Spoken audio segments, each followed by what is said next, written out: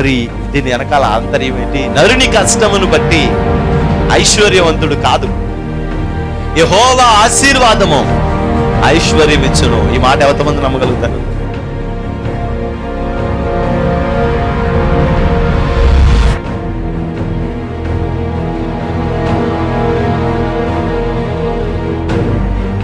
ఆ రక్షణను మనం చూడాలి, అనేక ఆత్మల రక్షణను మనం చూడాలి. దేవుని యొక్క మందిరంలో దేవుడు చేసే అద్భుత కార్యాలన్నిటినీ మన కన్నులారా మనం చూడాలి. నేడు ఈ ఇంటికి రక్షణ వచ్చింది. ఎప్పుడో మన దోషములను మనం విడిచిపెట్టుకున్నాం.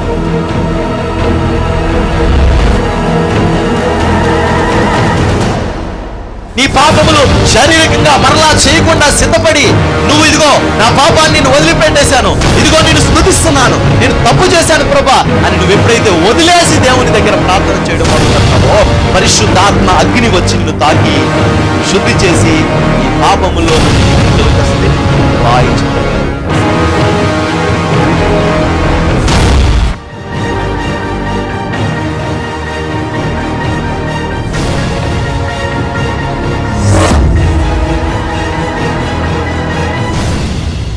వీళ్ళ బతుకులకు ఒక సాక్ష్యం, వీళ్ళు ఒక సేవ చేయడం, వీళ్ళ రోడ్ల మీద తిరగడం, వీళ్ళు స్వార్థ చేయడం అంటే అది హొప్నీ ఫినేయాస్ లాంటి వాళ్ళు చేసే సేవే. వాళ్ళని చూపించి వీళ్ళని పాడు చేసేస్తారండి వీళ్ళు. అంతే. వీళ్ళు ఏం చేస్తారండి? అయితే ఇలా పాస్టర్ గారికి ఇలా కానుక పెట్టేసి పంపించి ఆ తర్వాత మనం వైను ఏంటది, ప్రభువా నువ్వు తీసుకున్నావంట కదా ప్రభువా వైను, వీళ్ళని సిలువ వేయించేయాలి. యేసు ప్రభు వైన్ తీసుకున్న తర్వాత సిలువ వేయించారు కదా, ఈయన్ని కూడా వైన్ తీసుకున్న తర్వాత ఏం చేయాలి? సిలువ వేసేయాలి. మనం వెళ్ళి, నాయనా బిడ్డ ప్రభువు చెప్పాడు నీ ఫ్రెండ్స్తో వైన్ వేసావంట కదా, కాబట్టి నిన్ను కూడా డైరెక్ట్ వేసి చేస్తాను సిలువ అనేసి 2 మేకులు పెద్ద పెద్ద పొడుగు ఆ మేకులు ఉంటాయి. ఏంటి వాసం మేకులు ఉంటాయి కదండి, వాసం మేకుల్లో వాడిన వాసంలోనే వేసేయాలి సిలువ. జ్ఞానం ఉండాలి కొంచెం. కొళ్ళబెట్టి తీసేదాన్ని మద్యం అంటారు, ఫ్రెష్గా తీసేదాన్ని ద్రాక్షరసం అంటారు. కుళ్ళిపోయిన ఆటల్లోంచి చుక్కలు చుక్కలు చుక్కలు చుక్కలు పడితే చూసారా, అది మద్యం. ద్రాక్షాలు కుళ్ళితే వచ్చినది మద్యం. ద్రాక్షాని ద్రాక్షగా తీసేసేదాన్ని ద్రాక్షరసం, వైన్ అంటారు. ఆ కొళ్ళబెట్టి తీసుకుని ఆ మద్యం వైన్, అది ఆ మద్యం అది.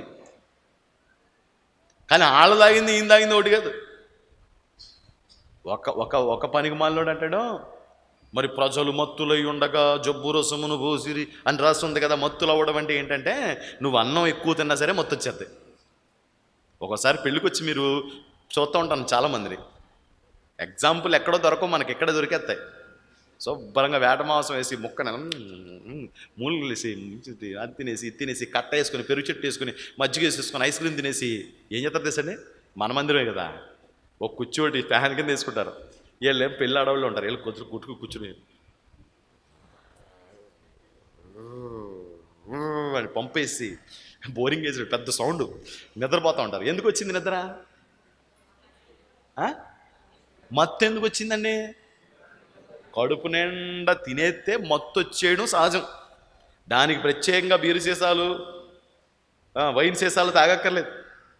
వాళ్ళు బాగా తినేశారని అర్థం. మత్తులుగా ఉండగానే అంటే అర్థం ఏంటి? వాళ్ళు వైన్ తాగేశారు, ఒరిజినల్ వైన్ తాగేశారు, అందుకే మత్తు వచ్చింది అన్నాడు. పనికిమాలాడు అంటాడు కదా, దుర్గుణం అవ్వడం. అడంటాడు తాగింది వైనే, లేకపోతే మత్తు ఎందుకు వస్తుంది అంటాడు. ఒరే బాబు, మత్తు రావడానికి అలాగే చేయక్కర్లేదు. ప్రజలు మత్తుగా ఉండగా అంటే దాని అర్థం ఏంటంటే, ప్రజలు మత్తులో గెలిపి అంటే వాళ్ళు ఏం తెలియదు, అర్థం కాక చేస్తున్నారని కాదు. బాగా ఎక్కువైపోయిన తర్వాత వాళ్ళకి బాగా ఎక్కువ తినేసి కడుపు బాగా పట్టణం తిరిగి ఫంక్షన్లో పట్టణం తినేసేవారు కదా. ఆడెవడో 5 బేషన్లు పులిహార తినేసాడంట. 5 బేషన్లు 100 బూరు తినేసేవాడంట. ఒక్కొక్కడు ఇప్పి అలా విడగొట్టడం, నెయ్యి వేసుకోవడం తినేయడం అంట. 100 బూర్లు పందాలు వేసుకుని తినేసేవారంట. ఆ టైంలో ఏంటి, ఫంక్షన్లో భోజనాలు, స్పెషల్ భోజనాలు అంటే ఫంక్షన్లో ఉండేవి. ఈరోజు అన్ని చోట్ల దొరుకుతున్నాయి కాబట్టి అంత కరువు లేదు కాబట్టి తింటలేదు. ఇంటికాడ వండుకుని తిన్నాలో ఎందుకు వచ్చింది లజీజ్ చేస్తుందేమో అని ఆ రోజుల్లో తినేసేవారు. ఇప్పుడు ఆ పరిస్థితి లేదు. కాబట్టి గమనించాల్సింది ఏంటంటే, నీ పండుగలో కూడా సాక్ష్యం ఉండాలి, నీ పండుగలు ఏముండాలి? నీ ఫంక్షన్లో కూడా నీ ఫంక్షన్లో ఏముండాలి? చెప్పండి గట్టిగా. నీ ఫంక్షన్లో సాక్ష్యం ఉండాలి. ఏం చేశారో వాళ్ళు వచ్చేటప్పుడు కూడా ప్రార్థన పడాలి. వాళ్ళు వచ్చేటప్పటికి మీరు ఎలా ముగింతారో తెలియదండి. ప్రార్థన ముగించేయాలి. మా వాళ్ళు వచ్చేసేటప్పుడు గప్ చిప్పని అయిపోవాలి. తెల్లవారుజామున 6ంటికి వచ్చేయాలి, 7ంటికి ప్రార్థన పెట్టేయాలి. మీరు ప్రార్థన పూర్తి చేసేయాలి, వెళ్ళిపోవాలి. ఆ తర్వాత మా వాళ్ళందరూ వస్తారు. ఏమీ తెలియకుండా మేము అసలు ప్రార్థనే పెట్టినట్టుగా మేము సౌండ్ బాక్సులు పెట్టి మేము యాక్షన్ చేస్తామండి. సాక్ష్యం ఏది బిడ్డ? సాక్ష్యం ఏది? అన్ని గొప్ప సాక్ష్యం ఏంటి చెప్పనండి? నీ క్రియలలో కంటే, నీ పనుల్లో కంటే, నీ వ్యక్తిగతంగా నువ్వు చూపించే సాక్ష్యము గొప్పది. దేవునికి స్తోత్రం. ఆ సాక్ష్యం ఎలా ఉంటుందో 2 మాటల్లో చెప్పేసి నేను ముందుకెళ్ళిపోతాను. ఏంటో తెలుసా సాక్ష్యం? ఎవరు వచ్చి నిన్ను సినిమాకి రమ్మన్నారనుకో, అప్పుడు చెప్పాలి. నేను చెప్పాలి, అయ్యా నేను ప్రభువుని తెలుసుకున్నాను, నేను సినిమా చూడలేదు. అవునా? చూడకూడదా? చూడకూడదు. ఎట్టి పరిస్థితుల్లో చూడకూడదు. నన్ను గనక నువ్వు తీసుకెళ్ళావు అనుకో, నీకు కూడా వస్తుంది శాపం. వందనాలండి, నాకెందుకు ఆ శాపం అని చెప్పాడు పోవాలి. అలా చెప్పాలి సాక్ష్యం. చెప్పాలి. ఏం చెప్పాలి? ఎవరైనా మందు ఏమన్నారు అనుకోండి, రే నువ్వు వెయ్యకపోతే నేనేనన్నాడు అనుకో, ఒరే నేను వేసాను నువ్వు రక్తం కక్కి చచ్చిపోతారా?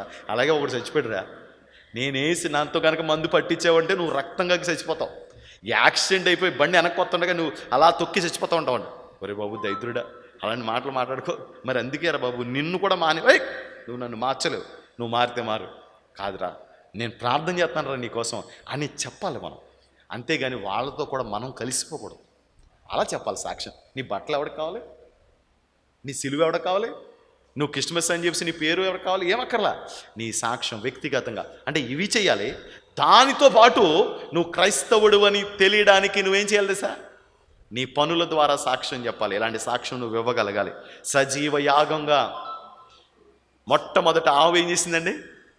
నేను దేవుని కోసం ఏదోటి చేయాలి, మొయ్యాలి. ఏం మొయ్యాలి? మందసాన్ని మొయ్యాలి. అనండి గట్టిగా. మీరంతా ఏం మొయ్యాలి? ఆగండి, సిలువను మొయ్యాలి. ఏం మొయ్యాలి? ఎవడైనా నన్ను వెంబడించగోరిన ఎడలా తను తాను ఉపేక్షించుకొని హలో తను తాను ఉపేక్షించుకొని ఏమని వస్తుంది? ఈ 2 ఆవులు ఏం చేయాలి? తను తాను ఉపేక్షించుకోవాలి. నాకు అన్నీ వద్దు, కేవలం ఆయన మోయడానికే నేను ఇష్టపడుతున్నాను. తను తాను ఉపేక్షించుకోవాలి. ఏమెత్తుకోవాలి? మందసాన్ని ఎత్తండి, మేము తీసుకొని వెళ్తాం అన్నట్లుగా ఇవి సిద్ధపడ్డాయి. ఇది మొదటి వంతు. ఇప్పుడు నడుచుకుంటే వెళ్ళిపోతున్నాయి. వీటికి ఎవరు లేరు? కాపరి లేడు. నడిపించే వాడిని ఏమంటారండి? కాపరి కాదు, బండి తోలే ఆయన ఏమంటారండి? అమ్మా డ్రైవర్ లేడు, మన భాషలో చెప్పేసుకుందాం. డ్రైవర్ లేడు ఏదో అంటారు. ఆ డ్రైవర్ లేడు. డ్రైవర్ లేకపోయినా ఈ ఎద్దులు చాలా చక్కగా నడుతున్నాయంట. ఆమేన్, హల్లెలూయా. డ్రైవర్ లేడు, చాలా చక్కగా నడుతున్నాయంట. ఎవరు డ్రైవరు?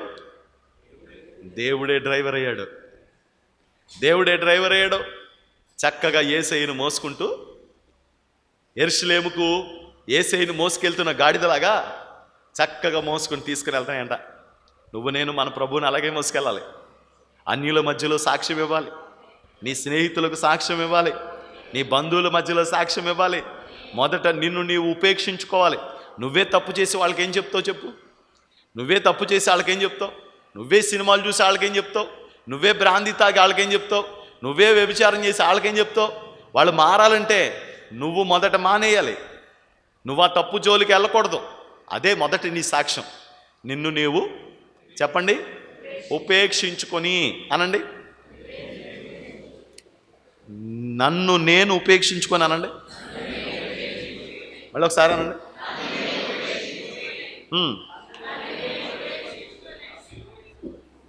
నా సిలువను ఎత్తుకొని ఆయన్ని వెంబడించాలి. నన్ను నేను ఉపేక్షించుకోవాలి. మొదటి భాగం.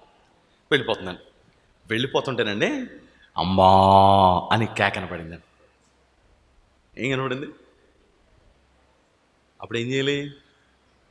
వెనక్కి తిరిగి వెళ్ళిపోవాలి. ఇప్పుడు దాని అర్థం ఏంటంటే, మనం దేవుని పనిలో ఉన్నప్పుడు కొన్ని సందర్భాలు మనల్ని ఏం చేస్తూ ఉంటాయి? వెనక్కి లాగుతూ ఉంటాయి. కొందరికి భార్య ద్వారా వస్తుంది శోధన. దేవుడు పని చేస్తున్నప్పుడు ఎక్కువ ఎవరి ద్వారా వస్తుంది? మీరేమో దేవుడు అని తిరుగుతున్నారు, ఇంట్లో కనీసం ఏం ఉందో ఏమి లేదో, ఏం చూసుకుంటున్నావో, ఏం చెందుతున్నావో. కొంతమంది దైవజనులు భార్యలు వదిలేశారు వాళ్ళ భర్తలను. శోధన వాళ్ళతో, భయంకరమైన శోధన. వాళ్ళ పట్టు చీరలు, వాళ్ళ నగలు, వాళ్ళ పిల్లల నగలు వాళ్ళకి ఇక కొని ఇవ్వలేక పాపం ఆ పాస్టర్ గారు ఏం చేయడం మొదలుపెట్టాడు తెలుసా? ఇక సేవ మానేసి వచ్చిన డబ్బులన్నీ ఏళ్ళకే, వచ్చిన డబ్బులన్నీ ఏళ్ళకి వాడటమే. ఈ పాస్టమ్ గారు వస్తే ఆ పాస్టమ్ గారికి ఏకంగా 3-4 లిప్టిక్లు వరుసగా ఎత్తే కానీ 3-4 వేయాలి లిప్టిక్లు, మా ముతంతా వేయాలి. ఇలాగా ఎత్తే కానీ ఆవిడ బయటికి రాదు. మళ్ళీ వేయడానికి ఓ మనిషి, ముఖానికి పేస్ట్ రాస్తాక ఒక ఆవిడ, ఇలా మొత్తం ఈ డబ్బులన్నీ పాపం వెళ్ళిపోతుంటాయి. అలా తేలేదనుకోండి ఈవిడ కూర్చుని ఎడుతుంటారు. నా జీవితం నాశనం అయిపోయింది. ఎంతో మంచి బంగ్లాలో ఉన్న వ్యక్తిని చేసుకోవాలనుకున్నాను, ఇలాంటి దరిద్రుడిని సేవకుడిని చేసుకున్నాను. నా బతుకిలా అయిపోయింది, అనవసరంగా నిన్ను చేసుకున్నాను. నిన్ను చేసుకోకుండా కనుక నేను ఈ గెజిటేట్ ఆఫీసర్ వస్తాడు, నీ కలెక్టర్, నువ్వేమో 8th క్లాస్ పేలు, నీకు సిబిఐ ఆఫీసర్లో కలెక్టర్లో. వీడు ఇంట్లో కూర్చుని ఏడుపు ఎంత దరిద్రంగా ఉంటుందో. సంతకం పెట్టమంటే 3 సార్లు భూచక్రంలో తిరిగేస్తూ ఉంటుంది. నేను నిన్ను చేసుకోకుండా వాడిని ఎవరినో చేసుకుంటే ఎంత బాగుండేది అంటే, ఇతన్ని చేసుకున్నావు కాబట్టి కనీసం కూడైనా తింటున్నావు. ఇలా కొంతమంది శోధిస్తూ ఉంటారు భార్యలు. ఏం కాదండి, కొంచెం గోడ రంగుంటారు వాళ్ళు. మామూలు పొట్టి మీద కొంచెం పొడుగుంటారు, ఇంకంతే. ఇంకా వాళ్ళు భూమిని బతకనివ్వరండి. ఇంకా అసలు ప్రపంచానికి వాళ్ళే, మేమే ప్రపంచానికి సరే డాష్. మా అంత అద్భుతమైన వ్యక్తులు ఎవరు లేరు అండి. వాళ్ళని అడ్డం నిజంగా కొంతమంది స్త్రీల వల్లే టైల్స్ ఏం అవ్వకుండా ఉన్నాయి. ఎంత మెల్లగా నడుస్తుంటారో. వాళ్ళు నడుస్తుంటే నాకు ఎంత ఆనందం వచ్చేద్దో. అమ్మయ్య ప్రభువా, నాకు ఇలాంటి బిడ్డలు ఇచ్చేవని ఆయన. వాళ్ళు అంత మెల్లగా నడితే రేపొద్దున వాళ్ళ ఆయన మంచినీళ్ళు ఆటాడాకు వచ్చి మంచినీళ్ళు తెమ్మన్నాడు అనుకో, ఈవిడ మెల్లగా.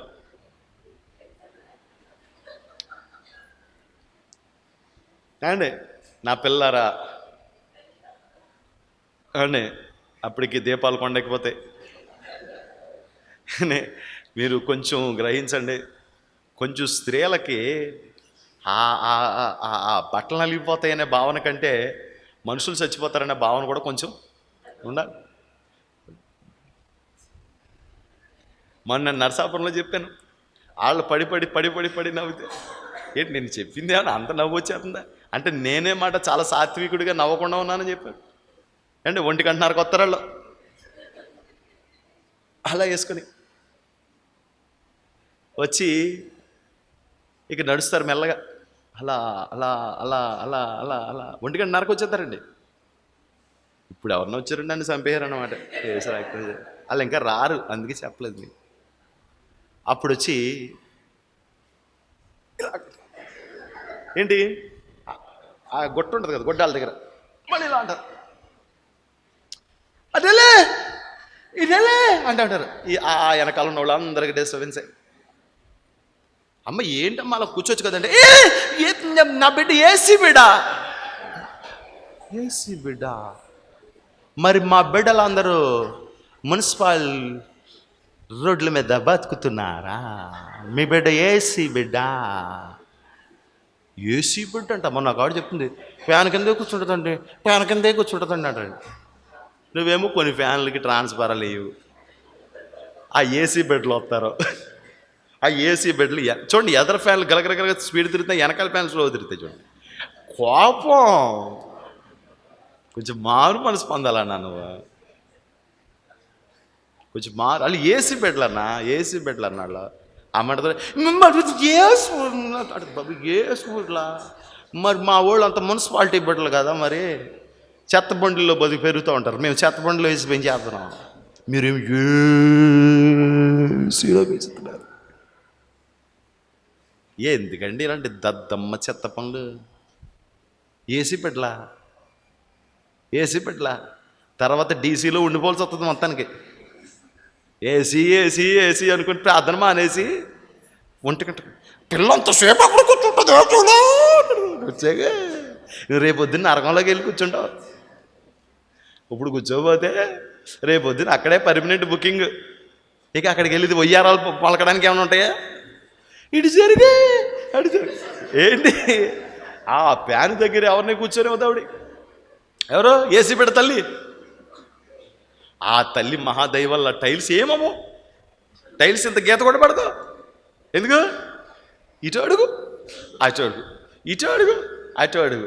వాళ్ళు నా మేలు కోసం చేస్తున్నారు, నేనేమో వాళ్ళు తిడుతున్నాను. ఏమండి చెప్పండి, వీళ్ళందరూ ఏసీ పెట్టలు కదా, వీళ్ళు పరమ పాపులా ఇలా? చెప్పండి, పొద్దున్న తీసుకొచ్చి కూర్చోబెట్టారు ఈ పాపం పిల్లల్ని. అజ్ఞానులు, చీకటి సంబంధులు అంటే వీళ్ళందరూ. బైబిల్ చెప్తున్నమాట ఏనా, చీకటి సంబంధులు. వీళ్ళకి అంటే ఏంటో, దేవుని యొక్క మహాబలం ఏంటో, దేవుని యొక్క మహాశక్తి ఏంటో తెలియదు. ఇలా వచ్చేటప్పటికి నేను ఆమెనంటాను అనుకోండి, మళ్ళీ ఆ బెడ్ నట్టుకుని ఆ ఏసీ బెడ్ నట్టుకుని మళ్ళీ బయటికి వెళ్ళా. ఎందుకు? గాలి కోసం. నేను ఇంతంత రెక్కలు ఉన్నాయి కదా, రెక్కలు ఆ ఫ్యాన్లు కొన్నాం అనుకుంటున్నాను. పెద్ద పెద్ద రెక్కలు ఉంటాయి కదా, ఉంటాయా? అవన్నీ ఏందనుకుంటున్నాను. ఎందుకు? ఎవరి కోసం తెలుసా? ఏసీ బెడ్ల కోసం. మళ్ళీ అన్ని చోట్ల ఉండవు ఆ ఫ్యాన్లు. ఎక్కడ ఏసీ బెడ్లు ఉంటారో, ఏసీ తల్లులు ఉంటారో వాళ్ళ దగ్గర. నేను ఎందుకు ఇంత గట్టిగా చెప్తున్నానంటే, ఎంత నిర్లక్ష్యం ఆ దేవుడు అంటే, ఎంత సాక్ష్యం లేని జీవితం ఆ దేవుడు అంటే, ఎంత అపవిత్రత. కేర్లెస్ అంటారు. కేర్ లెస్ అంటే ఏంటి? విడగొట్టండి. కేర్ అంటే కేర్లెస్ అని బూతులో తిడతాం మనం. కేర్లెస్తో గ్లాస్ పట్టుకుంటే, కేర్లెస్తో కంచం పట్టుకుంటే ఒలిగిపోతుంది. కేర్లెస్తో ప్లగ్ పెడితే షాకుడెత్తది. కేర్లెస్తో రంపం పట్టుకుంటే కోసెత్తది. కేర్లెస్తో అడుగులు తేడా వేస్తే పడిపోతాం. అన్నిటికీ ఏం కావాలి? కేర్ కావాలి. చెప్పండి గట్టిగా, చెప్పండి చెప్పండి గట్టిగా. కేర్లెస్. వాళ్ళకి వాళ్ళు ఖాతరు చేయట్లేదు దేవుణ్ణి. దేవుని ఎదుట పడవలసిన భయం వాళ్ళకి లేదు. దేవుని ఎదుట ఉండాల్సిన విధానం వాళ్ళకి లేదు, భయం లేదు. తన్ను తాను ఉపేక్షించుకుని మొదట, ఇప్పుడు బిడ్డ అరుస్తుంది వెనకాల, ఏం చేయాలి? హలో, ఏం చేయాలి? వెనకాల వెనకెళ్ళిపోవాలా? ముగ్గురు బిడ్డలు నాలుగు ఆలోచించుకుని మాట్లాడు. మరి రేపు గడిగా ముందుగా వెనక. సెయింట్ మేరీసా? దేవుని స్తోత్రం, హల్లెలూయా. వెనక ముందుగా గట్టిగా చెప్పండి. దేవుడి కోసం నిలబడాలనుకున్న వాళ్ళు చెప్పండి గట్టిగా. ముందుకు వెనక. వెనక్కి చూస్తారా, ముందు చూస్తారా? బిడ్డలను చూస్తారా, దేవుణ్ణి చూస్తారా? భార్యను చూస్తారా, దేవుణ్ణి చూస్తారా? భర్తను చూస్తారా, దేవుణ్ణి చూస్తారా? అన్నదమ్ములను చూస్తారా, దేవుణ్ణి చూస్తారా? బంధువులను చూస్తారా, దేవుణ్ణి చూస్తారా? మీ తీర్మానం మీద ఆధారపడి ఉంటుంది. వెనకాల నుంచి అరుస్తున్నాయి. ఏమరుస్తున్నాయి?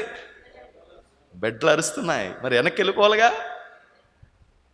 మళ్ళొకసారి, ఏది నీ సాక్ష్యము, ఏది నీ త్యాగము? దేవుని స్తోత్రం. నీ సాక్ష్యం ఏంటి? ఏం చేయాలి? లంచం తీసుకొని లోకానికి దగ్గర అవ్వాలా? లంచం వదిలేసి దేవుడికి దగ్గర అవ్వాలా? అనీతి పనులు చేసి మనుషులకి దగ్గర అవ్వాలా? నీతి మార్గంలో నడిచి దేవునికి దగ్గర అవ్వాలా? దేనికి సిద్ధపడతాం? దేనికి సిద్ధపడదాం? ఏం చేద్దాం? అందరినీ వదులుకోవడానికి ఇష్టపడాలి. వాళ్ళందరినీ వదులుకోవడం అని అనుకుంటాం మనం, కానీ వదులుకోం. మళ్ళీ మనం ఇంకో రకంగా సంపాదించుకుంటాం. హల్లెలూయా. పోగొట్టుకుంటేనే సంపాదించుకోగలం. చెప్పండి, మీరు ఎంతమంది పోగొట్టుకోవాలని ఉందో సార్ చేయొద్దండి. అర్థం అలా మెసేజ్ నేను చెప్తే కానీ మీకు అర్థమవుతుంది. పోగొట్టుకుంటే కానీ గడి చెప్పండి. మీకు అర్థం అవ్వలేదు, అందుకే చేయత్తలేదు. అర్థమైతే ఎత్తేస్తారు, అర్థమైతే ఎత్తేస్తారు. చెప్తాను నేను. మీకు 4 బాక్సులు కనపడుతున్నాయి కదా, సౌండ్ బాక్స్ వద్దురండి, దానికోసం మాట్లాడుకోకూడదు. ఒకటే ఇది ఉంది కదా, ఇది మనం సంపాదించుకోవడానికి ఎంత పోగొట్టుకున్నాం? ఎంత? గట్టిగా చెప్పండి మాస్టర్ గారు. 6,000. గట్టిగా కాన్ఫిడెంట్గా చెప్పాలి. 3,000 నేను తీసుకున్నాను, 3,000 పెట్టాను అన్నట్టుగా చెప్తున్నాను. చెప్పేది అబద్ధం చెప్పినా సరే గట్టిగా చెప్పాలి, అంతేగాని అన్నా ఇంకో వీళ్ళు 3,000 నువ్వు తీసుకుని 3,000 కట్టి గట్టిగా చెప్పా. అది వెరీ గుడ్, దేవుని స్తోత్రం, హల్లెలూయా. ఇది సంపాదించడానికి ఎంత పోగొట్టుకున్నారో, హల్లెలూయా. రాజు, నీ ప్యాడ్ సంపాదించుకోవడానికి ఎంత పోగొట్టుకున్నావు? 70,000 పోగొట్టుకున్నాడంట. ఇప్పుడు మీరు కట్టుకున్న చీర సంపాదించుకోవడానికి ఎంత పోగొట్టుకున్నారు చెప్పాలి. అర్థం అవ్వలేదు కదా, ఫస్ట్ చెప్పినప్పుడు అర్థం లేదు, ఇప్పుడు అర్థం ఉంది. పోగొట్టుకుంటే కానీ సంపాదించలేం, పోగొడితే సంపాదిస్తాం. ఇక్కడ కూర్చున్న మందిరం సంపాదించడానికి ఎంత పోగొట్టుకున్నామో తెలుసా? కోట్లు. దేవునికి ఒకసారి స్తోత్రం చెప్పండి. నువ్వు మెళ్ళలో వేసుకున్న గొలుసు సంపాదించడానికి ఎంత పోగొట్టుకున్నావో తెలుసా? ఒకటి సంపాదించాలంటే పోగొట్టుకోవాలి.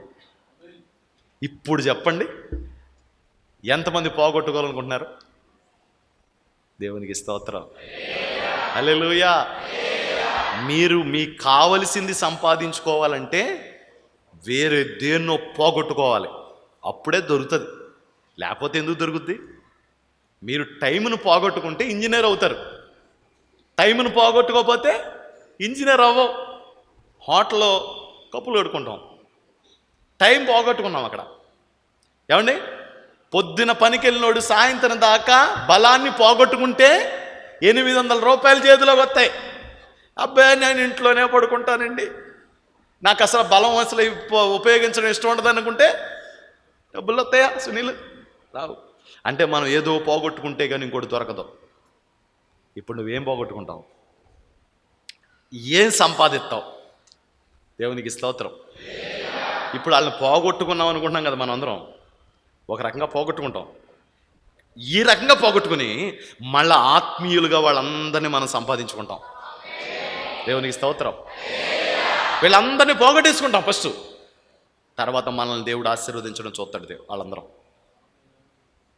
మనం బాగుండడం చూస్తారు. వాళ్ళందరూ వచ్చి, అమ్మాయి మొన్న మా ఫంక్షన్ రాలేదు, నువ్వు చాలా బాధగా అంటే, ఏదో ప్రభు నేను ఆ రోజు ఆదివారం కదా అందుకని రాలేదని చెప్పి అంటే, ఇగో నాకు మా కోసం ప్రార్థన చేయొచ్చు కదా, నువ్వు చర్చికి వెళ్ళిపోతా ఉంటావు కదా. వాళ్ళకి ఎంత తెలివైనలో చూడండి. మన దగ్గరికి వచ్చి మనకి ఏదో చెప్తూ ఏంటంటే, నువ్వు చర్చికి వెళ్ళిపోతావు, ఆదివారం ఫంక్షన్లు కూడా రావు కదా, మరి నా కోసం వచ్చి ప్రార్థన చేయొచ్చు కదా అంటారు. అంతే, మనకే వెంటనే ఎంత ఆనందం వచ్చేద్దో. యేసు ప్రభువా, ఎప్పుడో పోగొట్టుకున్నాను అనుకున్నాను, మళ్ళీ వీళ్ళని ఈ రకంగా నువ్వు నాకు, ఆ రోజు నేను ఫంక్షన్ పోగొట్టుకున్నాను, ఈరోజు వీళ్ళు నాకు దొరికారు. ఆ రోజు నేను లోకాన్ని పోగొట్టుకున్నాను కాబట్టి నాకు దేవుడు దొరికాడు. ఆ రోజు నేను బ్రాందీని వదులుకున్నాను, ఈరోజు దేవుడు నాకు సంతోషాన్ని ఇచ్చాడు. ఆ రోజు నేను సినిమాల్లో వదులుకున్నాను, అంతకంటే గొప్ప సమాధానాన్ని, సంతోషాన్ని దేవుడు నాకు. నువ్వు కొన్ని వదిలేస్తే కొన్ని సంపాదించుకోగలుగుతావు. గాదిలో బియ్యం గాదిలోనే ఉండాలి, బిడ్డలు మాత్రం బీరకల్లాగా ఆనపగల్లా ఉండాలంటే ఎలా ఉంటారు? గాదిలో బియ్యం గాదిలోంచి ఖర్చు పెట్టాలి, అప్పుడే బిడ్డలు బీరకాయలా ఉంటారు. అంతేగాని గాదిలో బియ్యం గాదిలోనే ఉండాలి, బిడ్డలు బీరకాయలా ఉండాలి. ఎక్కడ అవుతామా? కొంతమందికి డబ్బులు తీయడం ఏం ఉండదు, ఇష్టం ఉండదు, డబ్బులు ఖర్చు పెట్టరు. కానీ ఎలా ఉండాలి సార్? బిడ్డలు మాత్రం చాలా చక్కగా ఉండాలి, ఆరోగ్యంగా ఉండాలి, శుభ్రంగా ఉండాలి. ఎక్కడి నుంచి వస్తారు నాయన? వాళ్ళకి బట్టలు కొనాలి, అన్నం పెట్టాలి, స్నాక్స్ తేవాలి, వాళ్ళకి కావాల్సిన వసతంతా ఇవ్వాలి, పరుపు ఇవ్వాలి, దుప్పటి ఇవ్వాలి, కప్పుకోవడానికి పైన అంతశైలేత్తన ఫ్యాన్ తిరగాలి, కాదుకూడదంటే ఏసీ పెట్టాలి, అప్పుడు పొంటారు. అంటే కొన్ని వదులుకుంటేనే ఇవన్నీ మనకు దొరుకుతున్నాయి. కాబట్టి ఇప్పుడు వెనకాలకి వినపడుతున్నాయి. ఏంటవి? పిల్లల కేకలు. ఇప్పుడు ఇవి ఏం చేయాలి? ముందుకా వెనక? చెప్పండి, మీరు ఆలోచించుకోండి. ముందుకు వెళ్తారో వెనక్కి వెళ్తారో? ముందుకు వెళ్తారో వెనక్కి వెళ్తారో ఆలోచించుకోండి. లోకం కావాలో దేవుడు కావాలో మీరు ఆలోచించుకోండి. దేవుడే కావాలనుకుంటే వెళ్ళండి ముందుకి. దేవుడేం అన్యాయం చేయడు. చూసుకునే దేవుడు యెహోవా ఈరే. చూసుకునే దేవుడు ఆయన మాత్రం విడిచిపెట్టడు. అడుగు వాటికంటే, ఊహించిన దానికంటే అత్యధికంగా చేయగల దేవుడు. సరే, వెళ్ళిపోయినాయండి. వెళ్ళిపోయిన తర్వాత దేన్ని వదులుకొని వెళ్ళిపోయినాయి? పిల్లల్ని వదులుకొని వెళ్ళిపోయినాయి. పిల్లల్ని వదులుకొని వెళ్ళిపోయినాయండి. సరే, వెళ్ళిపోయిన తర్వాత ఒక్కసారి ఆలోచించండి.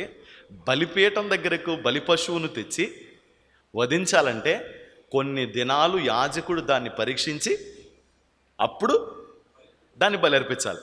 కానీ ఏ పరీక్ష లేకుండానే ఆ 2 పాడి ఆవులను బలిచ్చేస్తారు వాళ్ళు. ఎందుకు బలిచ్చేశారు? ఏమండి, ఆల్రెడీ ఇవి ఏమైనాయి? మోసుకొని పరీక్షలో ఉన్నాయి. ఎంత గొప్ప పరీక్ష చెప్పండి ఇది! ఇంతకంటే గొప్ప పరీక్ష ఉంటుందండి. పిల్లల్ని, సొంత ఊరిని విడిచిపెట్టుకుని దేవుని కోసం పనిచేస్తున్నాయంటే ఇంతకంటే గొప్ప సాక్ష్యం ఏముంది చెప్పండి? ఇంతకంటే గొప్ప పని ఏముంది చెప్పండి? నువ్వు అనుకుంటూ ఉంటావు మన జీవితంలో మనం ఇలా చేస్తున్నామని. చెయ్యాలి. చేయకపోతే ఎలాగా? మనల్ని సృష్టించిన దేవుడు ఎంతో కొంత చేయకపోతే ఎలాగా? మన కోసం ప్రాణం పెట్టిన దేవుడి కోసం ఎంతో కొంత చేయకపోతే ఎలాగా? వెళ్ళిపోయిన తర్వాత ఆ బండిని తునకలుగా చేసేసారంట. ఏ బండి? ఏ బండి అయితే మోసుకొచ్చారో ఆ బండిని తునకలుగా చేశారంట. ఈ 2 పాడి ఆవుల్ని వధించారంట. వధించి దహన బలి ద్రవ్యంగా దాన్ని అర్పించారంట. ఇది ఎంత గొప్ప ద్రవ్యమో తెలుసా? దహన బలి ద్రవ్యం అర్పించబడడం అంటే అది ఎంతో గొప్ప ధన్యత. ఎంతో గొప్ప ధన్యత. అది చాలామందికి దొరికే అరుదైన కృప. ఇది అందరికీ దొరికే భాగ్యం కాదు. ఈరోజు మీలో కొందరికి అటువంటి భాగ్యాన్ని దేవుడు అనుగ్రహించడానికి ఇష్టపడుతున్నాడు. అటువంటి భాగ్యం అనుగ్రహించడానికి ఇష్టపడతాడు. ఆవు చచ్చిపోద్దండి. చచ్చిపోయిన తర్వాత ఏం చేస్తారండి? తీసుకెళ్ళి పూడ్చేస్తారండి. కాల్చరండి, పూడ్చేస్తారండి మట్టిలో. కానీ ఈ ఆవు సజీవ యాగంగా దేవునికి అర్పించబడడంలో ఎంత గొప్ప సంతోషం!